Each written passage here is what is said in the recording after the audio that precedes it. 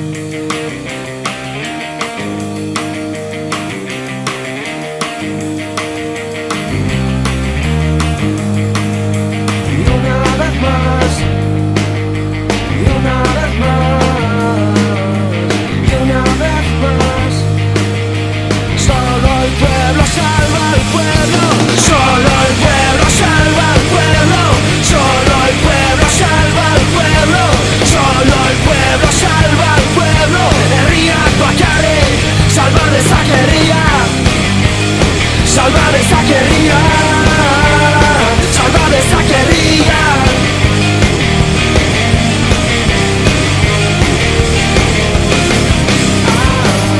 Herriak bakarrik, salvar esa guerrilla.